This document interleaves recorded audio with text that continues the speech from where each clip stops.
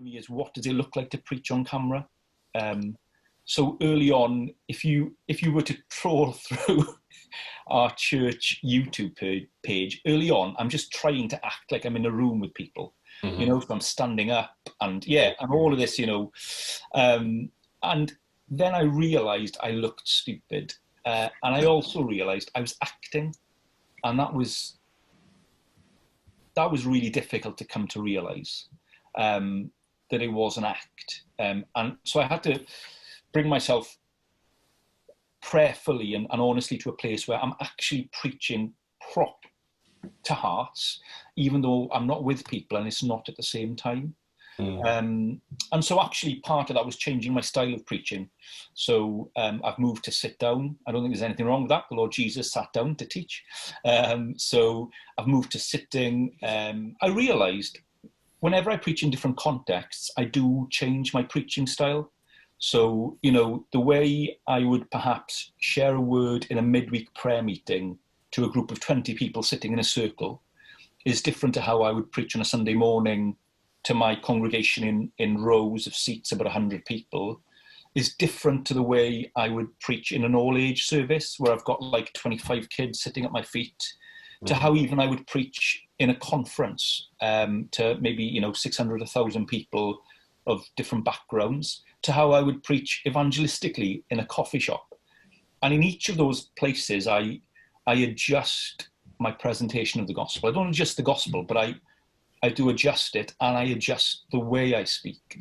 And so for me, I've been trying to look at how people use YouTube well and communicate well, both Christians and non-Christians, and try and use those. So, yeah. For example, what can you think of any specifics in terms of lessons learned from good YouTubers? Yeah, so I think sitting, engaging with the camera like you're talking to a person.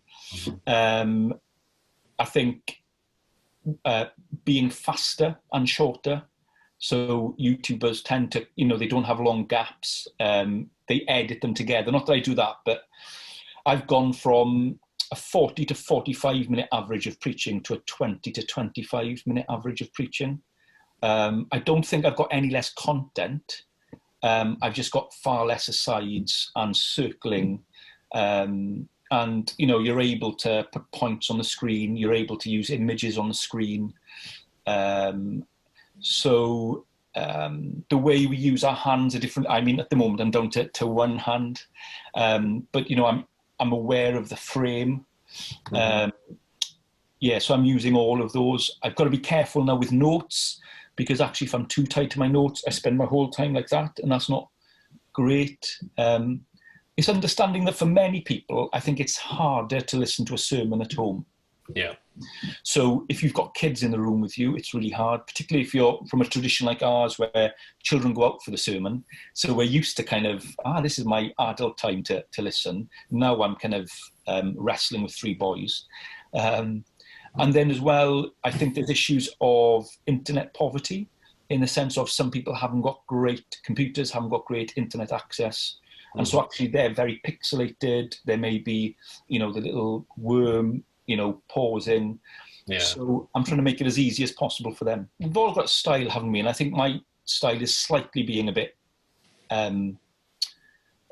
cheeky with my illustrations and passing comments. And I do use light sarcasm in my preaching, which you can get away with when you're preaching live, because you're preaching to your congregation. They know you, they know your personality, and you can see their face. So every once in a while, I'll go off on a tangent. I'm not sure if you're allowed to do that as a preacher.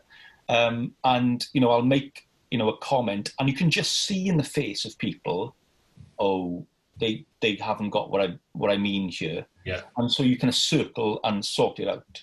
Yeah. Preaching on camera, you can't do that. You've got no idea. No idea. And you don't know who's listening. And I think I've become aware that there's probably more non-Christians listening than ever before. And so I'm really keeping that in view. So I'm trying to feed my congregation, but I'm also being aware that I've got people here who aren't Christians or don't know us as a church. So, and also that my sermons can be edited and clipped and post elsewhere. So I am, if I'm honest, staying away from some more controversial issues, particularly in passing, because if I can't qualify it and explain it in good context, I'm just not going to put it out on the internet. It's not helpful.